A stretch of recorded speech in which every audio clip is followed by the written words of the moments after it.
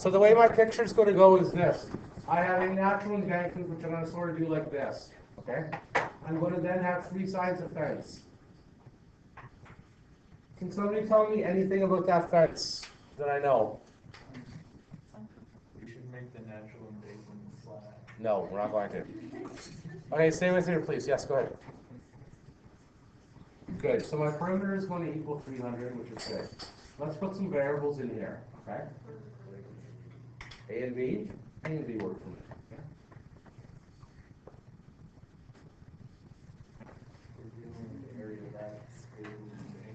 Don't worry about it. Okay, so what, can somebody give me an equation for perimeter, please? Yeah. So 300 equals 2a plus b. Great. What's my area? Let f of x equals area. Can somebody give me an equation for f of x, please? Somebody else? Hold on. Somebody else, please. Harry, what's the equation for area, please? A times b, length times width. Great. Now here's an issue that I see. F of x. Let's deal with that in a sec, because that's hurting me too. Okay? I wish you guys would use x and y, but that's fine. I have two variables which I hate. Okay, could someone make that one variable for me? What would I do? Good. So b is going to be 300 minus 2a, very good. And this should be coming back to you guys from some math course in the past, I hope, right? Something like this, you've seen it? Okay, so I'm going to say that I'm going to call that f of a is equal to a times 300 minus 2a. Okay, so everyone's okay with what happened there? I called it f of a because a is what you're subbing in. Okay? Now, you can use product rule if you want to. You can also FOIL it out. Probably foiling it out here is probably going to be easier, I would think. Okay, so I'm going to call this then f of a is negative 2a squared plus 300a.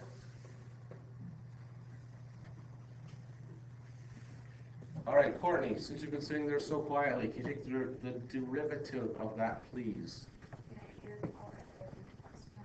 Very good. So f prime of a would equal to negative 4a plus 300. Wonderful, excellent, awesome. Have I lost anyone yet? Yes, but I'm not going to quite yet. You could though. You could factor stuff out. Now, I want to find the maximum. Can somebody please look at the left-hand board and tell me what to do? Set it equal to 0. That's how you find the maximum of anything. So we're going to solve then 0 equals negative 4a plus 300, which is very slick. So 4a equals 300. A equals 75. Are we done this question? No, what do we still need? B. So B is going to be 300 minus 2 times 75. So B is 150. Yeah. Sorry, I'm too excited. So for all four sides, right, it would be a square, right? If it was. So Jeff has come back from grade 10. Let's move ahead to grade 11, shall we? Or even to calculus. Yeah. Isn't a square more of an area than a rectangle? Okay, hold on a sec. I'll tackle that question in a second. Yeah, so therefore the dimensions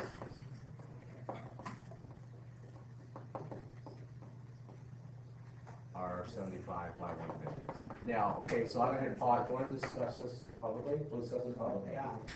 So the thing is, so Joe asked a good question. He says, yeah, I think boxes or squares are better at area than rectangles, and it's true. The difference is when one side is gone, you can get away with making it a rectangle. Okay, so because your perimeter, you'll have less perimeter that way, but your area will come out more. And again, if I had a computer, which I do, you could actually compute them all, and it would actually compute like that. So if all four sides are covered, in calculus, you'll never have the easy answer though, like that. Okay, so we're getting away from things that are like that. So you'll actually need to make complicated equations. Okay, are we good? Sort of? This is coming back to grade 10, Nate? Okay, good. What's that? Let's do the pipeline question. No, not today. I don't want to scare them yet. Sample 2.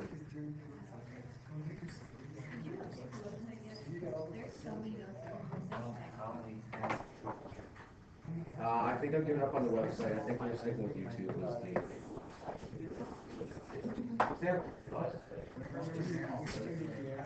You want me to do the website again for this class? Is that better? Okay, a manufacturer.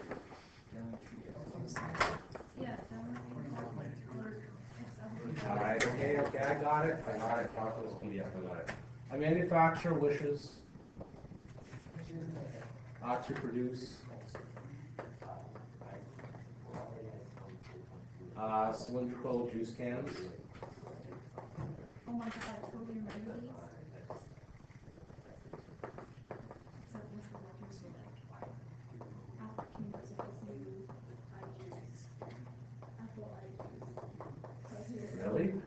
And they wanted their cylindrical cans like this. Like the area of this.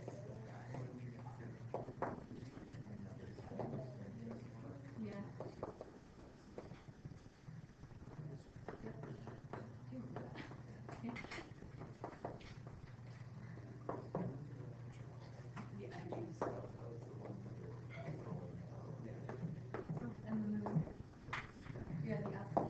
Okay, so what I'm going to do is I'm going to give you guys this one. This one else should be sort of nice. Here again, here too. I'm going to draw a diagram and let you guys try and solve this here, okay? So this is a similar question. So it says, a manufacturer wishes to produce cylindrical juice cans with a capacity of 250 milliliters. What dimensions will minimize the material for a can? When I hear minimum, what should you be solving in this case, Nate? Same thing. Minimum is like maximum. So you're solving f prime of x is equal to 0 is what you're solving. So now somebody was asking, they said, you know what, hey, Mr. Sadler, I'm in calculus, my brain is this big. There's no room in it for things like volumes of cylinders and equations like that. Okay? I say too bad, okay? You should know what the volume of a perimeter and the area of a cylinder is. If you don't, I can help you today. Okay, right? But for the shapes that are on your test, I should expect to know what the perimeter of this is and how to find it in the area of this, or something like this. You should be able to know the perimeter of the area of something like this. Okay. If you don't, look it up. Okay, right. And I might be generous on test days, but you should hopefully know that. I'm going to draw my picture. That's going to look something like this. There's my juice can. That looks something like that. Oh goodness. Stay with me here. Just pretend that was a perfect can. Okay. There's my H. There's my radius. Okay. Can someone think back to grade 9 and tell me what the volume of a cylinder is, please? Go ahead. Okay. So volume is going to be pi r squared h. Great. Can someone else please tell me what the surface area of that's going to be? Now this is going to be a little trickier. It's a rectangle thing plus the two circles, okay? So how would I find, let's start with the two circles. You got it? Sorry? Good, circumference times the height. So the circumference, hold on a second here. So for surface area is going to be 2 pi r squared. Okay, hold on a second, just please do this, guys. So can someone explain to me where the 2 pi r squared comes from? Top and the bottom. Okay, plus it's going to be, please do this, guys. 2 pi r h. Can someone else tell me where 2 pi r h comes from? Nate, since you were explaining to the class there, go ahead. Right, okay, because that's going to give you the distance there. Now, the problem I'm having here, I have way too many variables going on here and I don't like it. Okay? What am I looking to minimize, first of all? What am I looking to minimize? Material, which is what? Surface area. So what I'm going to do is, this is going to be my f of x, which is surface area. What else can I put in here that I haven't put in here yet? There's one other piece of information I need to know here that I put in here. Sorry? 250, where's that go? V. So I can also put in here then, 250 equals pi r squared h. All right, now I'm going to slow down here because this is the part of the question that makes me upset. I'm going back to bad cop here for a sec. There will be someone in this class and let's call him Michael, that is going to isolate for R in that equation, okay? Okay, now it'll still work. It will work. Why does it make more sense to isolate for H? Can someone please tell me? There's no roots. The other reason is, more importantly than that, there's only one H in their surface area, right? Okay, because if you were to do the other way, there'd be square roots of the open radius, and that's, I can see Ben saying, yeah, I'm doing that right now, just take off Mr. Sadler. Okay, right, but please don't. So H is going to equal 250 over pi r squared. Right. Okay, so now I'm going to say then, f of r is equal to what? What's my surface area going to be? What's the new equation for surface area, please? Go ahead, Amy. Right.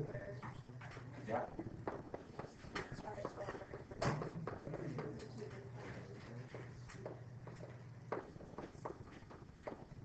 Okay, that's looking good, but it is not looking great yet. Does anything cancel here? Yeah. Pi's will cancel. Yeah. So I'm going to call that 2 pi r squared. Is that 500 r to the negative 1? Is that right? Okay, now let's just focus here for one sec, because this is starting to get a little deep. The algebra here is tricky. Okay, so is everyone okay with where I got that from? The pi cancel with the pi. 250 times 2 is 500, and r divided by r squared is r to the negative 1.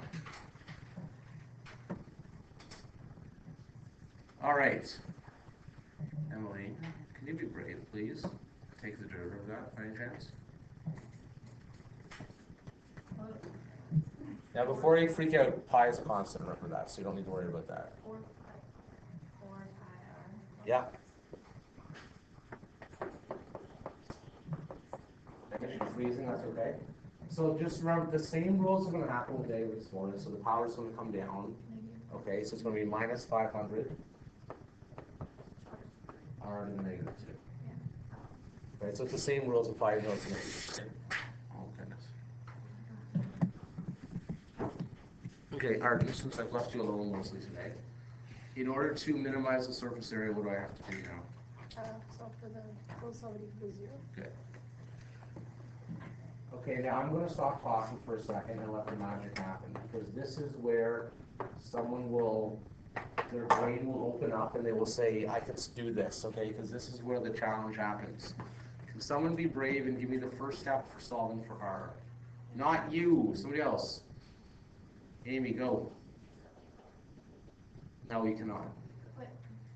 Did you rearrange? Okay, so the problem is you have an R and an R divided, and R is on the bottom. It's 500 divided by R squared. So you can't just get rid of the R's or anything like that.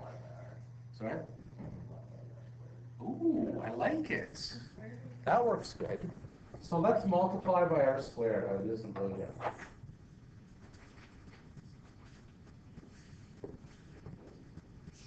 So that changes into 0 equals 4 pi r cubed minus 500. Okay, and if you don't want to do it then, what I would have done if I was a student, I would have brought the 500 over first and then brought the r squared over, right? Would have brought that. That's what I would have done, but that works just as well there too. Now you guys can solve this, no problem. Benny, since you're sitting in the back, what's the first step to solving this? Good. 4 pi in back I'm going to do. But I'll do it in 2 steps.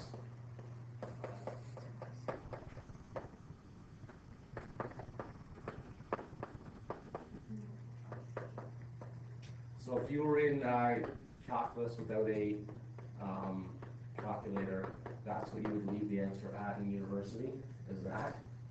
Okay, but we're not in university yet, so you can actually calculate that for me if you would. Did I make a mistake, Michael? Say it's 5 over q. Ooh. Oh, Michael. Don't go crazy here now, okay? That is what it equals, though. Okay?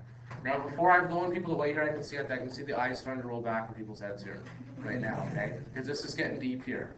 Okay, and we're still in grade 10?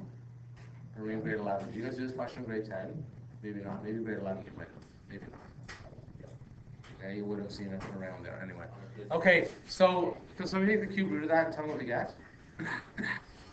Okay, somebody please play along. How much? 3.41. Somebody confirm that for her, please.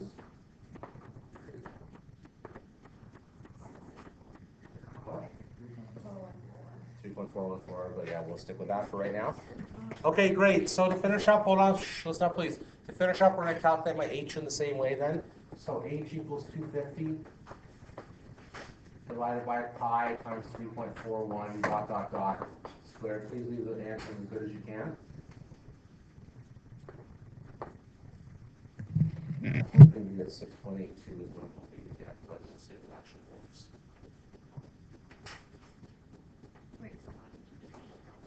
Oh, because dot means that you're keeping whatever number you had to calculate. Because you're using a calculation here, right, Christina? So you should be as accurate as you can. Yeah. There should hopefully be 6.28, I hope. 6.8, 6.82. 6.82. Are we good? Yeah. Okay, what can somebody, let's just think back to English to what math makes sense here for a sec. Can somebody define what the radius means? What's radius? Sorry, go ahead. Half of your diameter, okay. So if the radius is half of the height, what does that mean as far as the dream can? What does it mean? Yeah, okay, it should be as wide as it is tall. Okay, why does Pepsi, who makes 1 billion cans of Pepsi in a year, not make a can that looks like this? It looks like there isn't. Why else? Yeah, okay, why else? Yes, okay, like this Monster Energy drink, which you should be drinking in here, by the way. Okay. The optimum shape for this energy, this drink right here, is this. Okay? So who would drink, I mean, you know what I mean? This is really what the optimum shape is. And if you don't believe me, like I have a can of soup at home that's like this big. It's like pea soup or something that's like this big, right? Or if your parents ever buy like big giant like cans, olives or they're always in like, you know what I mean, cubic cans like that. But they're very, very short and wide the same length, right? But no one would drink. They need it to be like this so you can actually drink out of, right? So, and yeah, so even though they're losing money, right, Pepsi wouldn't do that to you for that, okay? So again, therefore the height is twice as big as the radius. Yeah. Well, when I was a kid, I'm so old, they had like Pepsi and Coke cans that weren't bulging, like they were like this. And then if you guys look at your cans now, like there's a hole at the top like this, and then it does this. Do you guys know what I'm talking about? Remember a can of pop with them, right? So they used to be just perfect cylinders, but then some of the Pepsi probably realized that they were losing money that way.